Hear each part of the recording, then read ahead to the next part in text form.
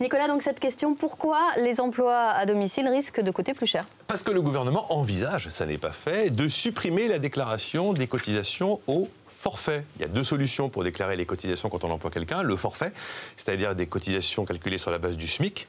Évidemment, ça fait moins de recettes pour la sécurité sociale et l'État, ou alors au réel, c'est-à-dire qu'on calcule les cotisations en fonction du salaire qu'on verse réellement à son salarié. Déclarer au forfait, c'est plus intéressant, surtout depuis 2011, où un abattement qui avait été prévu pour les gens qui déclaraient au réel a tout simplement été supprimé. Donc globalement, si on impose le réel à tout le monde, dans certains cas, ça pourra entraîner un surcoût horaire de 3 à 4 euros, rien que ça. Alors Nicolas, pourquoi le gouvernement s'attaque à ce qui est un énorme secteur et qui concerne 2 millions de particuliers employeurs? Les sous-sous dans la poche, les recettes. Voilà, on estime que le forfait, c'est 500 millions d'euros de manque à gagner, et dont 300 millions pour la seule sécurité sociale. Et globalement, l'ensemble des niches fiscales et sociales sur le secteur des services à la personne, ça représente 6 milliards d'euros par an, c'est-à-dire 3 fois plus qu'il y a 6 ans, 2 fois plus qu'il y a 6 ans.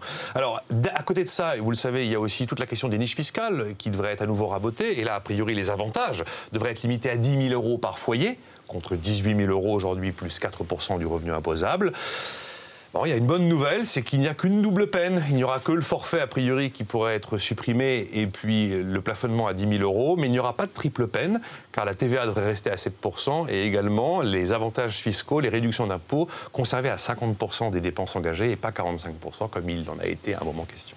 La suppression de la déclaration URSSAF au forfait, le plafonnement général des niches à 10 000 euros par foyer, sont-ils de bonnes solutions, Nicolas? Oui, si vous voulez générer très vite de la recette. Très vite de la recette. Il ne faut pas regarder après les conséquences à moyen terme.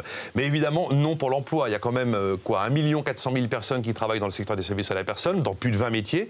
Et puis qu'est-ce qu'ils vont faire les gens? Qu'est-ce que vont faire les ménages, les familles? Globalement, soit ils vont renoncer à embaucher quelqu'un, soit ils vont recourir au travail au noir. Et bien sûr, à la fin, tout ça, ça finit par coûter. Ça fait moins de recettes, bien évidemment. Et non aussi sur le message politique, puisque là, il est clair maintenant que tout le monde paiera, du très riche aux pauvres, il n'y a aucun doute là-dessus, et aussi sur le fait que c'est officiel. Pour atteindre les 3% de déficit public fin 2013, le gouvernement a décidé de ne passer que par l'impôt, et seulement par l'impôt. Il n'y aura aucune décision de fond véritablement sur les réformes de dépenses publiques.